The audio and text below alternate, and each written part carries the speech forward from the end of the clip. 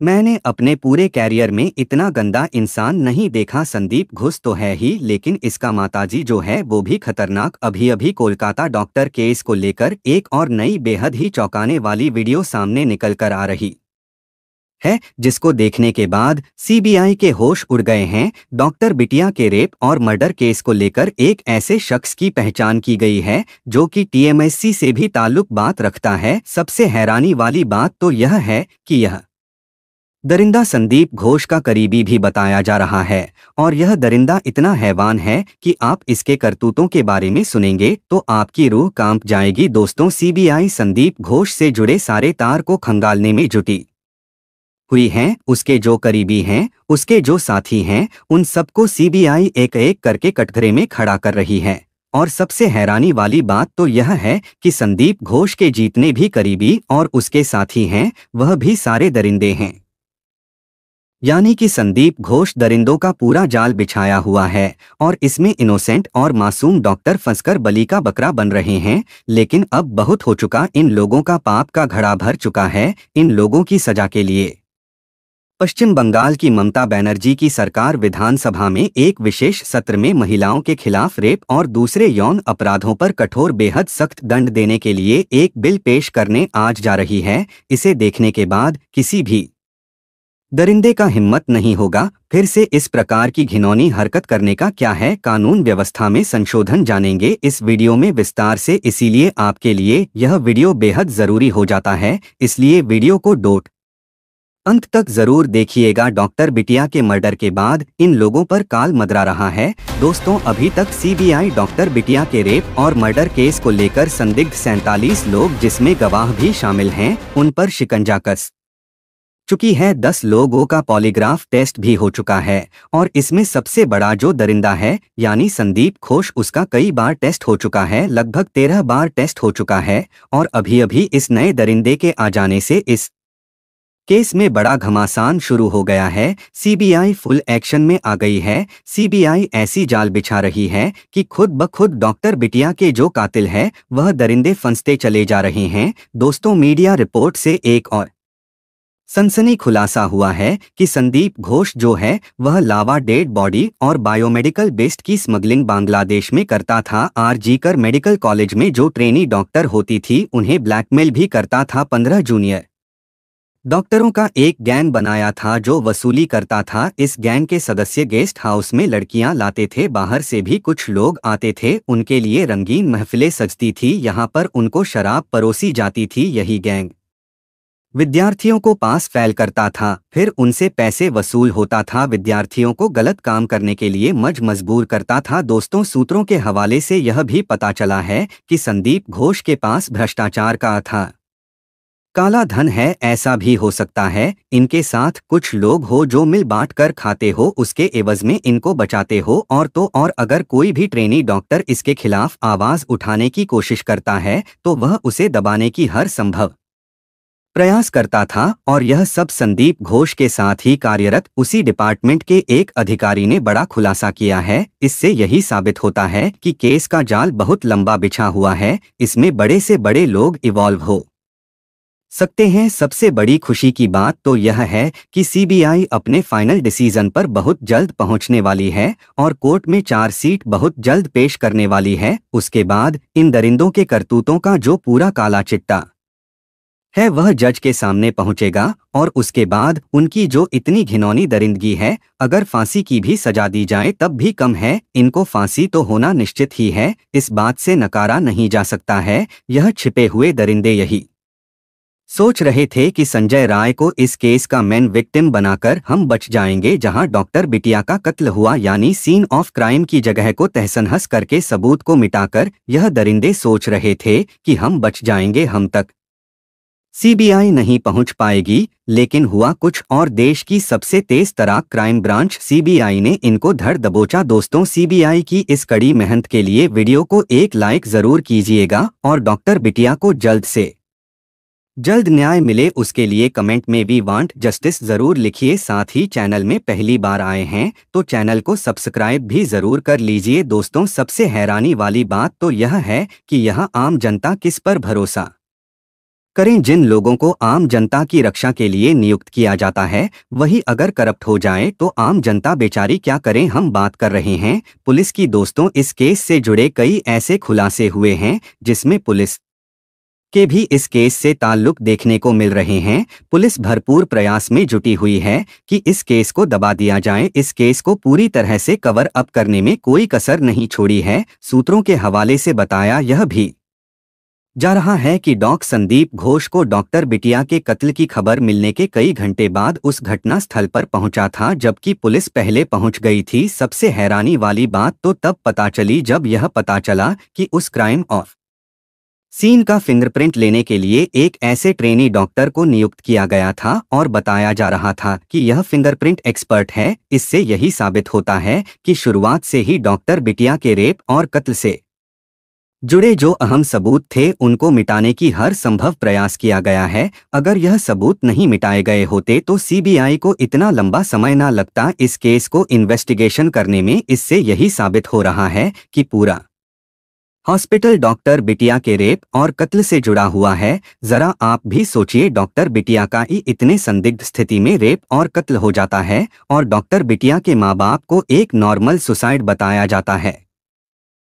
पहले तो उनको कॉल करके यह बताया जाता है कि उनकी बिटिया बीमार है। दोस्तों, जो नए नए सबूत मिल रहे हैं, जब डॉक्टर बिटिया के माँ बाप और आर्गुमेंट करते हैं तो उसके बाद उन्हें बताया जाता है कि आपकी डॉक्टर बिटिया ने सुसाइड कर लिया है। लेकिन डॉक्टर बिटिया के माँ बाप को यह विश्वास नहीं हो रहा था क्योंकि उनकी डॉक्टर बिटिया कायर नहीं थी, एक साहसी बिटिया थी। मुसीबत से लड़ना वह जानती थी, इसलिए वह इतना गलत काम नहीं कर सकती है। इसलिए डॉक्टर बिटिया के माँ बाप को यही लग रहा था कि डॉक्टर बिटिया को जानबूझकर मारा गया है।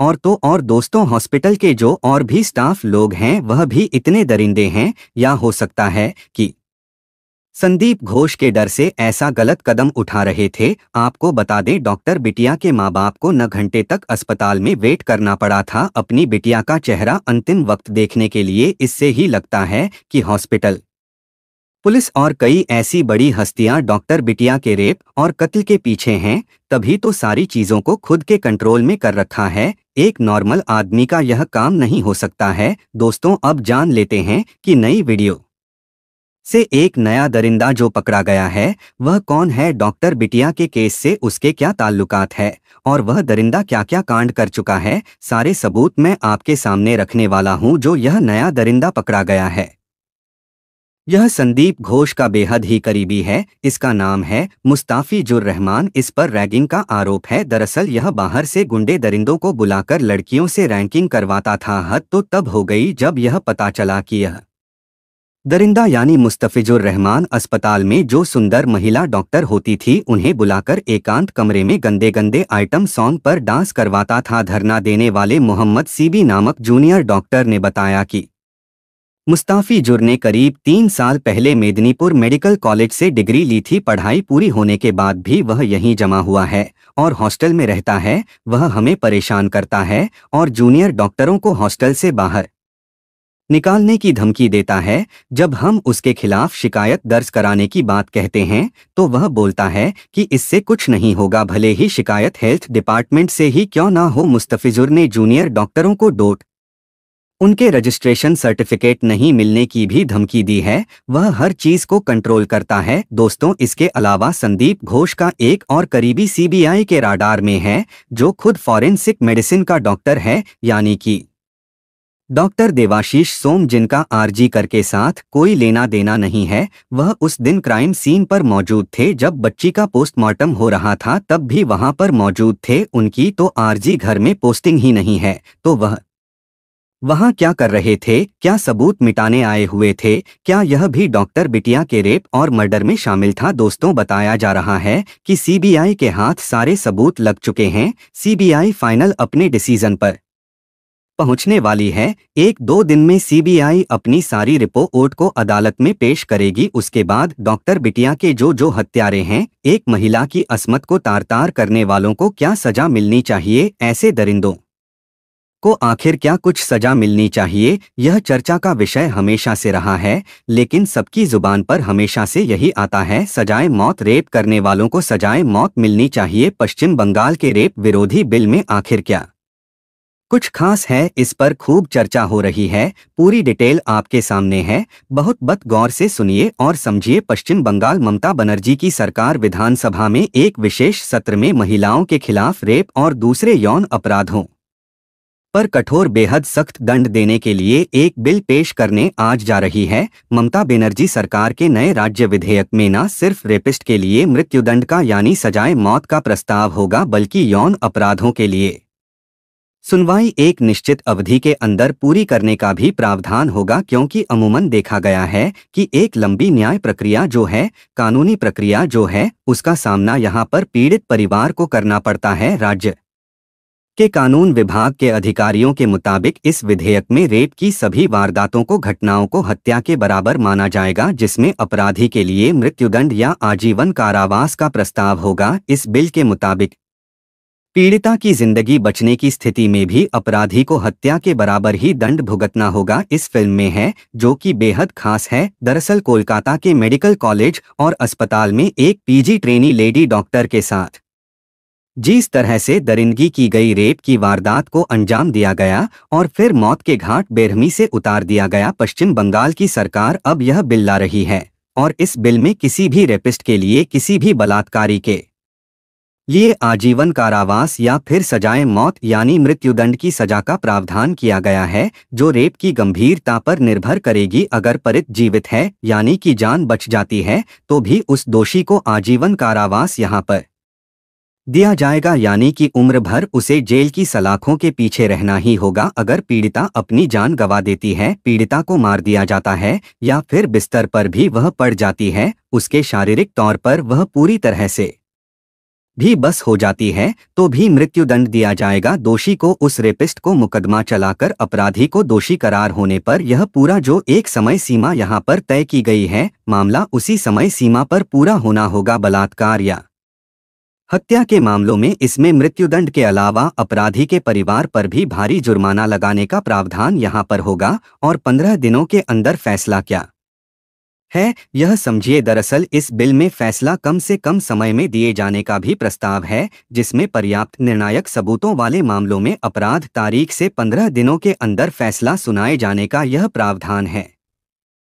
क्योंकि हर कोई जानता है कि जैसे जैसे वक्त बीतता है, उसके साथ साथ सबूतों को मिटाने की कोशिश भी की जाती है, गवाहों को बदलने की कोशिश की जाती है, हालातों और परिस्थितियों से मुकने की भी कोशिश होती है। ऐसे में 15 दिन का और कम से कम समय का यह वक्त यहाँ पर इस बिल के जरिए प्रस्ताव के तौर पर सामने आया है। इसी तरह आंध्र प्रदेश सरकार ने एक विधेयक साल 2019 में भी पेश किया था, जिसमें महज 21 दिनों के भीतर फैसला दिए जाने का प्रावधान है, लेकिन यह मंजूरी के लिए राष्ट्रपति के पास इस वक्त मौजूद है। जबकि निर्भया अधिनियम 2013 और आपराधिक संशोधन अधिनियम साल 2018 के तहत फैसला रेप के मामले में फैसला देने का मौजूदा समय 4 महीने का है, जिसमें 2 महीने जांच के लिए और 2 महीने मुकदमे के लिए तय किए गए हैं। और देखिए, नए बिल में कई खास बातें हैं। दरअसल पश्चिम बंगाल के राज्य के कानून विभाग के एक सूत्र ने कहा कि इस विधेयक में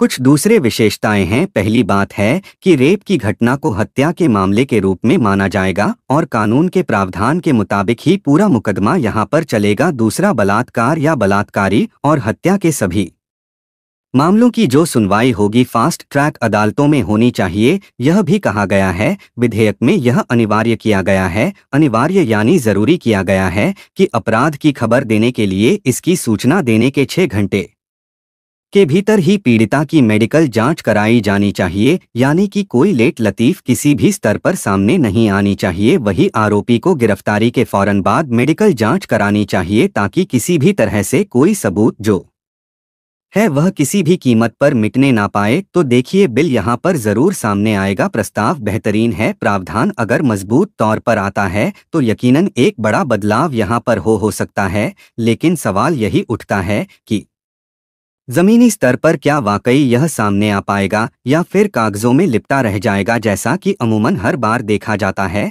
लेकिन इसी सकारात्मक सोच के साथ पहल होनी चाहिए कि एकजुट होकर ऐसे बिल का सपोर्ट किया जाना चाहिए जहां पर किसी महिला की लड़की की अस्मत को तार तार करने वालों को सजाएं मौत मिले या आजीवन कारावास मिले। इस पर आपका क्या विचार है, हमें कमेंट करके ज़रूर बताएं। साथ ही अगर अभी तक आप हमारे इस चैनल को सब्सक्राइब नहीं किए हैं तो चैनल को सब्सक्राइब ज़रूर करके रखें ताकि आने वाला वीडियो का नोटिफिकेशन आपको समय पर मिल सके। वीडियो को अंत तक देखने के लिए धन्यवाद।